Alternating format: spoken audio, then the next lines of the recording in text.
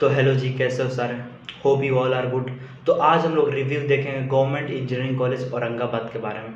इसका सारा चीज़ हम लोग डिस्कस करेंगे। इसमें एडमिशन कराने के लिए कितना कट ऑफ चाहिए, इसका फी स्ट्रक्चर क्या होने वाला है, इसमें स्कॉलरशिप्स मिलते हैं यानी प्लेसमेंट्स वगैरह, कैंपस फैसिलिटीज़ क्या है, इस कॉलेज के बारे में जितना चीज़ हो सकता है सारा चीज़ हम लोग डिस्कस करने वाले हैं। तो चलिए स्टार्ट करते हैं।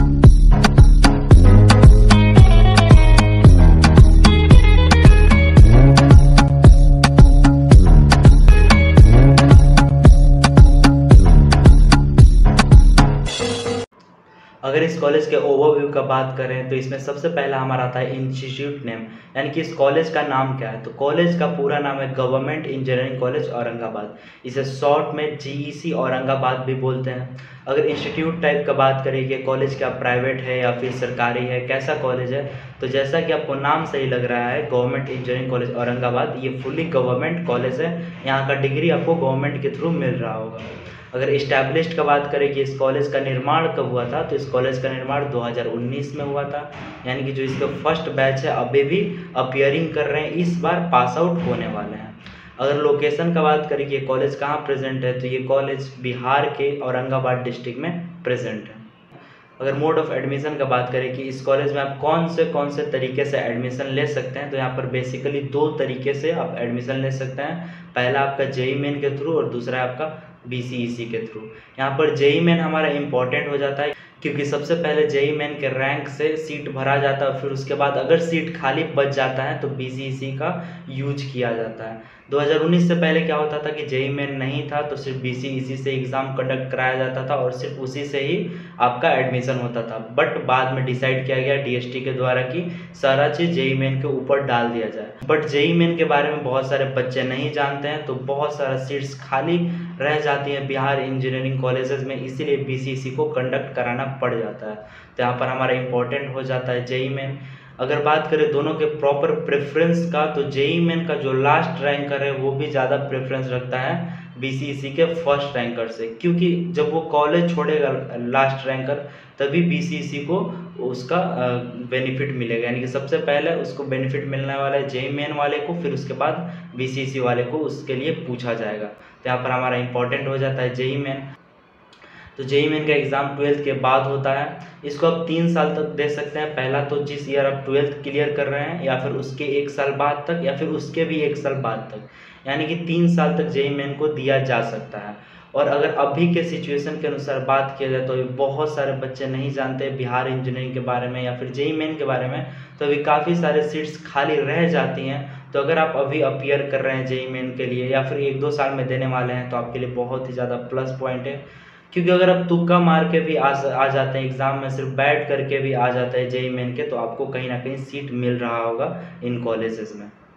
अगर कोर्सेज प्लस सीट मैट्रिक्स का बात करें कि ये जो गवर्नमेंट इंजीनियरिंग कॉलेज औरंगाबाद है, ये कौन से कोर्सेज को ऑफर करता है, तो और उनमें कौन से ब्रांचेज हैं, उनका सीट मैट्रिक्स क्या है। तो ये बीटेक कोर्स को ऑफर करता है, जो कि एक बैचलर डिग्री होता है 4 साल का। इसके बाद आपका जॉब लग रहा होता है, ठीक है। अगर इसमें ब्रांचेस का बात करें तो इसमें आपका सिविल इंजीनियरिंग है, मैकेनिकल इंजीनियरिंग है, इलेक्ट्रिकल इंजीनियरिंग है, इलेक्ट्रॉनिक्स एंड कम्युनिकेशन इंजीनियरिंग है और computer science with artificial intelligence and machine learning है, ठीक है। अगर सीट मैट्रिक्स की बात करें तो सिविल इंजीनियरिंग में आपके पास 60 सीट प्रेजेंट है। अगर मैकेनिकल इंजीनियरिंग की बात करें तो मैकेनिकल इंजीनियरिंग में भी आपके पास 60 सीट प्रेजेंट है। इलेक्ट्रिकल इंजीनियरिंग में भी आपके पास 60 सीट प्रेजेंट है। इलेक्ट्रॉनिक्स एंड कम्युनिकेशन इंजीनियरिंग में भी आपके पास 60 सीट प्रेजेंट है। और कंप्यूटर साइंस एंड AIML जो कि हमारा artificial intelligence and machine learning है, उसमें भी आपके पास 60 सीट्स प्रेजेंट है। अगर कट ऑफ का बात करें, अगर आप इस कॉलेज में मैकेनिकल इंजीनियरिंग लेना चाहते हैं और आपको जानना है कि आपको किस कट ऑफ पर, किस रैंक पर ये कॉलेज आपको मिल रहा होगा, तो अगर आप जेईई मेन के थ्रू इस कॉलेज में आते हैं तो आपका कोई भी रैंक हो, किसी भी कट ऑफ पर आप इसमें ले सकते हैं एडमिशन एट एनी परसेंटाइल, क्योंकि मैकेनिकल ब्रांच को ज़्यादा बच्चे प्रेफरेंस देते नहीं हैं। और प्लस पॉइंट है आपके पास कि बहुत कम बच्चे जानते हैं, तो हर बार सीट खाली रह जाता है मैकेनिकल इंजीनियरिंग का। तो अगर आप इस कॉलेज में मैकेनिकल इंजीनियरिंग लेना चाहते हैं तो आपका कुछ भी परसेंटाइल आ रहा है, आप इजीली मैकेनिकल इंजीनियरिंग ले सकते हैं, कोई फ़र्क नहीं पड़ता है आप जनरल है, ओबीसी, एससी है या फिर एसटी है। आपको किसी भी परसेंटाइल पर अगर आपका एक भी परसेंटाइल आ रहा है तो आपको इस कॉलेज में मैकेनिकल इंजीनियरिंग मिल रहा होगा। अगर इलेक्ट्रिकल इंजीनियरिंग के कट ऑफ का बात करें तो अगर आप जनरल कैटेगरी से बिलोंग करते हैं तो आपको 35 परसेंटाइल से ज़्यादा लाना पड़ेगा इलेक्ट्रिकल इंजीनियरिंग में एडमिशन लेने के लिए। अगर आप ओबीसी से बिलोंग करते हैं तो आपको 30 परसेंटाइल से ज़्यादा लेना पड़ेगा इलेक्ट्रिकल इंजीनियरिंग में एडमिशन लेने के लिए। अगर आप एससी कैटेगरी से बिलोंग करते हैं तो आपको 25 परसेंटाइल से ज़्यादा लाना पड़ेगा इलेक्ट्रिकल इंजीनियरिंग में एडमिशन लेने के लिए। और अगर आप एसटी कैटेगरी से बिलोंग करते हैं तो आपको 20 परसेंटाइल से ज़्यादा लाना पड़ेगा इलेक्ट्रिकल इंजीनियरिंग में एडमिशन लेने के लिए गवर्नमेंट इंजीनियरिंग कॉलेज औरंगाबाद के अंदर। तो अगर सिविल इंजीनियरिंग के कट ऑफ का बात करें तो अगर आप जनरल कैटेगरी से बिलोंग करते हैं तो आपको 37 परसेंटाइल से ज़्यादा लाना पड़ेगा। अगर आप ओबीसी से बिलोंग करते हैं तो आपको 32 परसेंटाइल से ज़्यादा लाना पड़ेगा। अगर आप एससी कैटेगरी से बिलोंग करते हैं तो आपको 27 परसेंटाइल से ज़्यादा लाना पड़ेगा। और अगर आप एसटी कैटेगरी से बिलोंग करते हैं तो आपको 20 परसेंटाइल से ज़्यादा लाना पड़ेगा गवर्नमेंट इंजीनियरिंग कॉलेज औरंगाबाद के अंदर सिविल इंजीनियरिंग में एडमिशन लेने के लिए। देखिए ये जो परसेंटाइल यहाँ पर मेंशन है ये सबसे मिनिमम परसेंटाइल से, ठीक है, यानी कि जो मॉपअप में जाते हैं। हमारे 3 राउंड्स होते हैं एडमिशन के लिए इन कॉलेजेस में। पहला होता है फर्स्ट राउंड, दूसरा होता है सेकंड राउंड और तीसरा होता है मॉपअप राउंड। तो ये मिनिमम परसेंटाइल से अगर आपका इनसे ज़्यादा आ रहा है तो आपको ईजिली इन कॉलेजेस में ये जो भी ब्रांच मेंशन है वो आपको मिल रहे होंगे, ठीक है। अगर इलेक्ट्रॉनिक्स एंड कम्युनिकेशन इंजीनियरिंग का कट ऑफ का बात करें तो अगर आप जनरल कैटेगरी से बिलोंग करते हैं तो आपको 37 परसेंटाइल से ज़्यादा लाना पड़ेगा। अगर आप ओबीसी कैटेगरी से बिलोंग करते हैं तो आपको 32 परसेंटाइल से ज़्यादा लाना पड़ेगा। अगर आप एससी कैटेगरी से बिलोंग करते हैं तो आपको 27 परसेंटाइल से ज़्यादा लाना पड़ेगा। और अगर आप एसटी कैटेगरी से बिलोंग करते हैं तो आपको 21 परसेंटाइल से ज़्यादा लाना पड़ेगा इलेक्ट्रॉनिक्स एंड कम्युनिकेशन इंजीनियरिंग में एडमिशन लेने के लिए गवर्नमेंट इंजीनियरिंग कॉलेज औरंगाबाद के अंदर।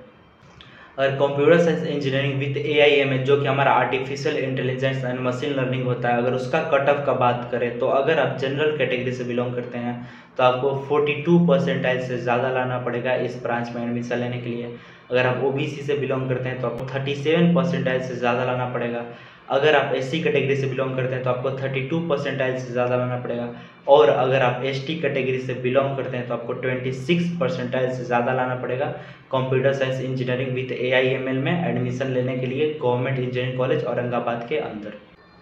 अगर बात करें कैंपस फैसिलिटीज़ का कि आपके कॉलेजेस में क्या क्या फैसिलिटीज़ हैं, तो यहाँ पर आपके पास कंप्यूटर सेंटर है। कंप्यूटर सेंटर यानी कि कंप्यूटर लैब, जहाँ पर आप जाकर के कोडिंग वगैरह प्रैक्टिस कर रहे होंगे।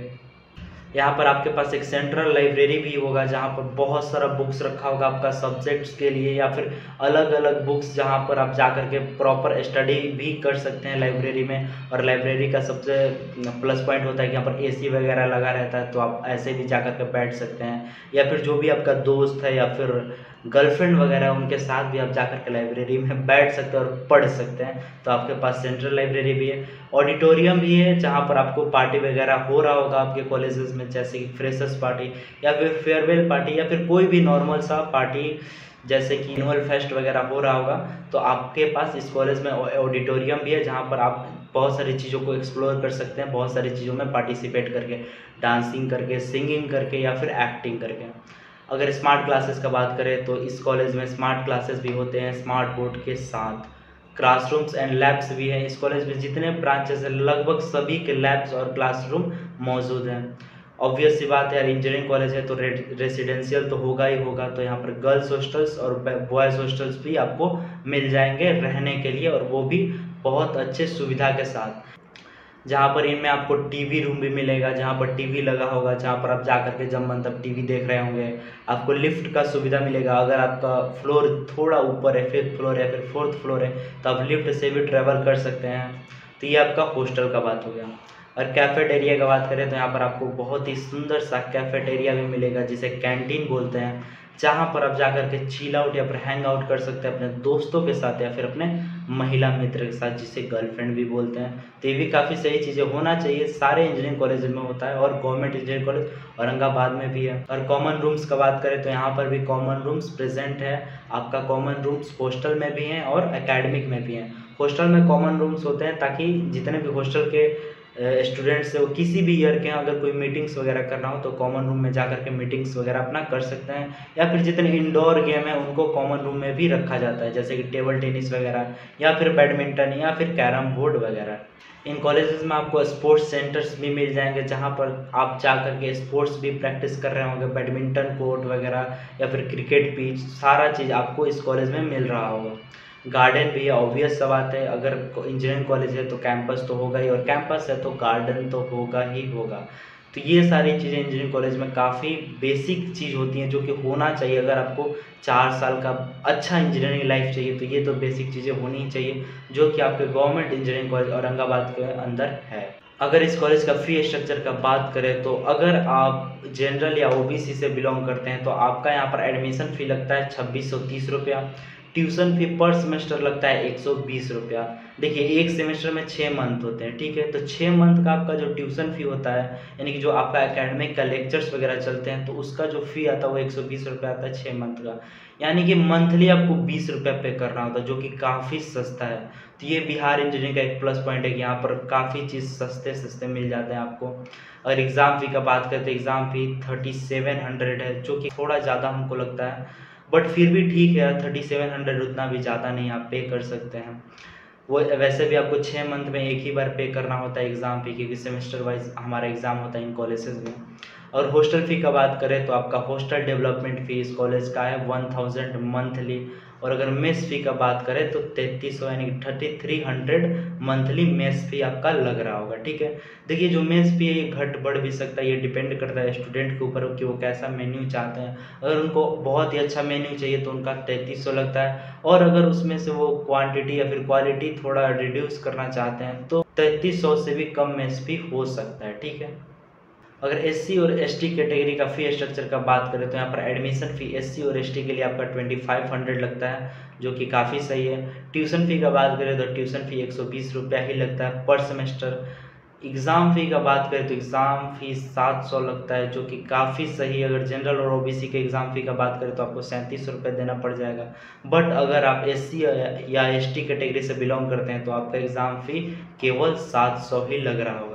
अगर हॉस्टल फ़ी का बात करें तो हॉस्टल फ़ी उतना ही लगेगा 1000 पर मंथ, और अगर मेस फ़ी का बात करें तो मेस फ़ी भी आपको उतना ही लग रहा होगा 3300 पर मंथ। स्कॉलरशिप का बात करें कि क्या ये कॉलेज स्कॉलरशिप प्रोवाइड कराता है, तो बिहार के जितने भी इंजीनियरिंग कॉलेज है सारे कॉलेजेस में स्कॉलरशिप मिलते हैं। पहला स्कॉलरशिप है हमारा प्रगति, जो कि सिर्फ गर्ल्स के लिए ही होता है, जो कि काफ़ी सही है, काफ़ी अच्छा अमाउंट आपको इसके द्वारा मिल रहा होगा। अगर दूसरा स्कॉलरशिप का बात करें जो कि हमारा पीएमएस है, पोस्ट मैट्रिक स्कॉलरशिप, इससे आपको गर्ल्स और बॉयज़ दोनों को बेनिफिट होता है। यहाँ से आपको गर्ल्स और बॉयज़ दोनों को स्कॉलरशिप मिल रहा होगा। अगर एक पर्टिकुलर अमाउंट का बात करें कि आपको कितना स्कॉलरशिप पूरे 4 साल में मिल जाता है, तो जो आपका 4 साल का टोटल खर्चा होता है उसके अनुसार आपका उसका 50 to 75% आपको स्कॉलरशिप के थ्रू मिल जाता है। मान करके चलिए, अगर आपका 4 साल में डिग्री कंप्लीट करने में 10 रुपये लग रहा है तो 5 से 7 रुपये आपको स्कॉलरशिप ही दे देता है धीरे धीरे करके, ठीक है। अगर बात करें स्टूडेंट क्रेडिट कार्ड का कि स्टूडेंट क्रेडिट कार्ड क्या होता है, तो ये एक बिहार सरकार के द्वारा चलाया गया स्कीम है। जो लोग फ़ी अफोर्ड नहीं कर सकते इन कॉलेजेस का, वो लोन ले सकते हैं स्टूडेंट क्रेडिट कार्ड के थ्रू, जिसका इंटरेस्ट रेट रहता है मात्र 4%। वो भी आपको 4 साल बाद ही लगना स्टार्ट होता है इंटरेस्ट रेट, जो कि काफ़ी सही। अगर नॉर्मल इंटरेस्ट रेट का बात करें तो अभी हमारा 12 से 18% का इंटरेस्ट रेट चल रहा है, और वो भी आपको हर साल देना होता है। बट इसमें है कि आपका जब तक डिग्री कंप्लीट नहीं हो जाता 4 साल तक आपका कोई इंटरेस्ट नहीं लगेगा, और 4 साल के बाद से आपको 4% का इंटरेस्ट लगना स्टार्ट हो जाएगा। और कई बार तो ऐसा भी हुआ है कि सरकार ने इस चीज़ को माफ़ कर दिया, यानी कि लिया ही नहीं है। अगर वो लेता भी है तो इंस्टॉलमेंट में लेता है, आपको पूरा नहीं देना होता है। तो मैं तो सबको रिकमेंड करता हूँ कि स्टूडेंट क्रेडिट कार्ड जो स्कीम है बहुत ही अच्छा स्कीम है, सबको लेना चाहिए। अगर आप इस कॉलेज का फ़ी अफोर्ड कर रहे हो या फिर नहीं कर रहे हो, फिर भी आपको ये स्कीम का फ़ायदा लेना चाहिए। अगर इस कॉलेज का प्लेसमेंट्स का बात करें तो प्लेसमेंट किसी भी कॉलेज का सबसे इम्पोर्टेंट चीज़ होता है, क्योंकि हम लोग इंजीनियरिंग तभी करना चाहते हैं जब हमको उस कॉलेज से जॉब मिल रहा होता है, क्योंकि अंततः हम लोग को जॉब ही चाहिए। तो ये कॉलेज जिसका बैच स्टार्ट हुआ था 2019 में, इसका फर्स्ट बैच अभी तक पास आउट भी नहीं हुआ है, जस्ट इस बार पास आउट होने वाला है। तो यहाँ पर अभी से प्लेसमेंट्स होना स्टार्ट हो चुके हैं, बहुत सारे स्टूडेंट प्लेस्ड हो भी चुके हैं। देख सकते हैं आप यहाँ पर प्लेसमेंट ब्राउज़र में बहुत सारे लोग यहाँ पर प्लेसमेंट ले चुके हैं, जैसे कि यहाँ पर आपको नीचे में दिख रहा होगा ऑरा से प्लेसमेंट्स क्या है। एरोस्पेस फील्ड में इन लोगों का प्लेसमेंट हुआ है, जो कि काफ़ी अच्छी फील्ड होती है जॉब्स के लिए। यानी कि ये कॉलेज प्लेसमेंट्स भी दे रहा है और आगे चल करके और भी अच्छा प्लेसमेंट्स देगा और अपने जो भी प्लेसमेंट का रेट है अभी उसको इम्प्रूव भी करेगा। फर्स्ट बैच में यहाँ पर सीएससी नहीं था, सीएससी लास्ट ईयर ही ऐड हुआ है। तो हो सकता है कि जब सीएससी आए या फिर और ज़्यादा ये कॉलेज पुराना तो और भी अच्छा प्लेसमेंट्स आए इस कॉलेज में, और भी हाईएस्ट पैकेज मिले। अगर इन लोगों का पैकेज का बात करें तो इन लोगों का पैकेज 3 to 4 लाख के अराउंड गया है, जो भी यहाँ पर आपको प्लेसमेंट ब्राउज़र दिख रहा है। तो यहाँ पर एक और ब्राउज़र देख सकते हैं, इसमें भी बच्चों का काफ़ी अच्छा खासा प्लेसमेंट हुआ है, जो कि आपका 4.21 LPA का पैकेज लगा। LPA क्या होता है? LPA होता है लाख पर एनम, यानी कि एक साल में आपको कितना CTC मिल रहा है। CTC क्या होता है? CTC होता है कॉस्ट टू कंपनी, यानी कि कंपनी आपके ऊपर कितना खर्च कर रहा है। तो इन लोगों को कितना का प्लेसमेंट लगा है? तो 4.21 लाख का, जो कि काफ़ी सही प्लेसमेंट है, डिसेंट सा है, बट नए कॉलेज के लिए काफ़ी ही सही होता है। और इसमें ऐसा नहीं है कि ये जो कॉलेजेस हैं सॉफ्टवेयर फील्ड के हैं तो सिर्फ जैसे कि CSC के बच्चे ही जा रहे हैं, नहीं, आप किसी भी ब्रांच से बिलोंग करते हैं आप इन कंपनीज़ में जा सकते हैं ईजिली, अगर आप उसके रिलेटेड थोड़ा बहुत भी नॉलेज रखते हैं तो, ठीक है। और इस कॉलेज से बहुत सारे बच्चों ने गेट भी क्वालिफाई किया, तो ये भी एक आपके लिए प्लस पॉइंट है कि यहाँ का इन्वायरमेंट भी सही है, आप यहाँ पर जाकर गेट वगैरह भी क्वालिफाई कर सकते हैं। तो ये रहा हमारा कॉलेज का प्रॉपर रिव्यू, जिसमें हमने आपको प्लेसमेंट्स के बारे में बताया, कैंपस फैसिलिटीज़ के बारे में बताया, स्कॉलरशिप के बारे में बताया, सीट मैट्रिक्स और कोर्सेज़ के बारे में बताया। तो होप करते हैं कि इस कॉलेज के रिगार्डिंग जितना भी आपका डाउट है वो क्लियर हो रहा होगा। और अगर कोई डाउट छूट जाता है तो आप कमेंट करके पूछ सकते हैं, या फिर अगर किसी और कॉलेज के बारे में आपको रिव्यू जानना है तो आप उसके लिए भी कमेंट कर सकते हैं। तो आज के लिए इतना ही रहने देते हैं। Thanks for watching. और एक बात, वीडियो को लाइक और इस चैनल को सब्सक्राइब कर देना, क्योंकि ये आपके लिए बेनिफिशियल होने वाला है, क्योंकि आगे चल करके आपके लिए बहुत सारा गाइडेंस और मेंटरशिप वीडियोस यहाँ पर आने वाले हैं। तो आज के लिए इतना ही रहने देते हैं, तब तक के लिए bye bye, thanks for watching.